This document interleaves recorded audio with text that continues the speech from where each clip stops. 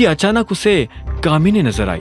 वो मैनेजर के कैबिन से बाहर आ रही थी। जब उसने अभिनव को देखा तो वो हैरान हो गई और उसे इग्नोर करने लगी। उसने अपने चेहरे के दाईं तरफ सारे बाल गिरा लिए ताकि उसे अभिनव को ना देखना पड़े। अभिनव ने भी उसे नहीं देखने का नाटक किया और सीधा अपने कैबिन में चला गया। जैसे ही वो अपने कैबिन में घुसा तो देखा कि अकरम और जैनी उसके कैबिन में बैठे हुए थे। अभिनव उन दोनों को वहां देखकर हैरान हो गया। आओ आओ टाय, अभिनव आओ। अकरम ने अभिनव को देखते हुए कहा, क्या हुआ, सब ठीक है? आपको कुछ चाहिए? अभिनव ने पूछा। वो ऐसे नाटक कर रहा था जैसे उसे कुछ पता ही ना हो। वो अपनी सीट की तरफ बढ़ने लगा। अकरम ने कहा, अभिनव, तुम्हारे और जेनी के बीच में जो कुछ भी हुआ उसके बारे में जेनी ने मुझे सब कुछ बताया। मैं उसी बात पर इसे डांट रहा था और मुझे लगता है कि अब इसके घर जाने का टाइम आ गया है। यह सुनते ही जेनी की आंखें फटी की फटी रह गई। वो अकरम की तरफ देख रही थी। उसने पूछा, घर जाने का टाइम आ गया है मतलब? अकरम ने उसे एक पल के लिए देखा और बोला, तुमने अभिनव के साथ शर्त लगाई थी ना कि तुम उसे नौकरी से निकलवा दोगी, लेकिन अब पासा पलट चुका है। नौकरी अभिनव की नहीं तुम्हारी जाएगी। Sir please, I am sorry, मुझे माफ कर दीजिए। सर प्लीज मुझे नौकरी से मत निकालिए, I am so sorry. Jenny ने तुरंत माफी मांगते हुए कहा। यह सुन अभिनव को हंसी आ गई। उसने कहा, मैंने तुम्हें कहा था ना जेनी, तुम मेरे जैसे आदमी से पंगा नहीं ले सकती हो। हाँ, तुम जिस तरह से मेरी रिस्पेक्ट करती हो उसी तरह से तुम्हें अभिनव की भी रिस्पेक्ट करनी पड़ेगी। और ना सिर्फ अभिनव की बल्कि इस कंपनी के हर एम्प्लॉय की तुम्हें रिस्पेक्ट करनी पड़ेगी। अकरम ने भी अभिनव की बात में जोड़ते हुए कहा। यह सुनकर जेनी घबराहट के मारे अपनी कुर्सी में पीछे खिसककर बैठ गई।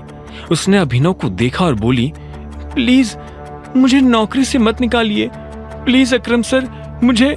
इससे पहले कि जेनी अपनी बात पूरी कर पाती उसकी आंखें भर आई थी। अभिनव ने उसे देखा तो उसके मन में जेनी के लिए दया आ गई। उसने अकरम को देखा और इशारों इशारों में समझाया कि वो जेनी को नौकरी से नहीं निकाले। अकरम ने हाँ में सिर हिलाया और बोला, ठीक है, लेकिन यह सिर्फ एक ही शर्त पर हो सकता है। तुम्हें अगर इस कंपनी में रहना है तो तुम्हें अभिनव और बाकी लोगों की रिस्पेक्ट करनी पड़ेगी। लेकिन अगर तुम दोबारा अभिनव पर या किसी और पर बेवजह चिल्लाई तो मैं तुम्हें तीसरा मौका नहीं दूंगा। मैं आगे से ऐसा कुछ नहीं करूंगी सर, प्लीज, सच में, आई प्रॉमिस, मैं ऐसा कुछ नहीं करूंगी। जेनी ने डबडबाई आंखों से अकरम को देखते हुए कहा, और हाँ, एक चीज का ध्यान रखना, इस कैबिन में जो कुछ भी हुआ उसके बारे में बाहर जाकर अगर तुमने अपने बॉयफ्रेंड से भी बात की तो मैं नहीं करूंगी सर, नहीं करूंगी। मैं इस बारे में किसी से बात नहीं करूंगी, किसी से कुछ नहीं कहूंगी, प्रॉमिस। ठीक है, अब तुम जा सकती हो, अकरम ने कहा। जेनी अपनी जगह से उठी और वहां से निकल गई। उसके जाते ही अकरम ने अभिनव से कहा, गजब का सिर दर्द है ये लड़की।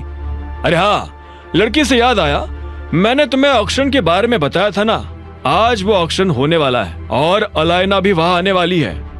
अलायना का नाम सुनते ही अभिनव के रोंगटे खड़े हो गए थे। बलराज ने पहले से अभिनव को अलायना के बारे में इतना कुछ बता दिया था कि अब वो अलायना से मिलने के लिए बेताब था।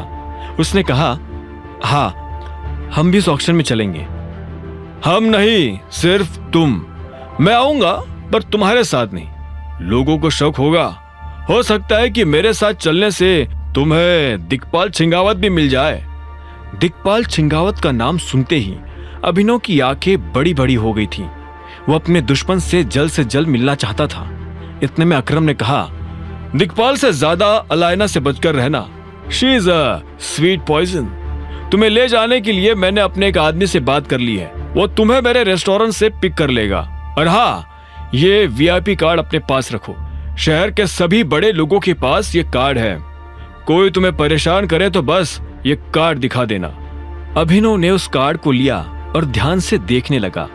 उस कार्ड पर निचले हिस्से में एक छोटा सा टाइगर गुदा हुआ था। अकरम ने अभिनव से कहा, अगर लोगों को पता चला कि असली टाइगर तुम हो तो लोग तुम्हें भगवान की तरह पूजने लगेंगे।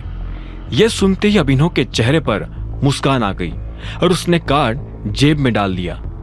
अब आगे क्या होने वाला था?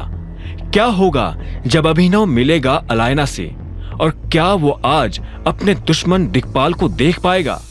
आगे की कहानी जानने के लिए देखें अगला एपिसोड सिर्फ पॉकेट एफएम के यूट्यूब चैनल पर, और द रिटर्न ऑफ टाइगर के सारे एपिसोड्स को सुनने के लिए डिस्क्रिप्शन में दी लिंक से डाउनलोड करें पॉकेट एफएम ऐप।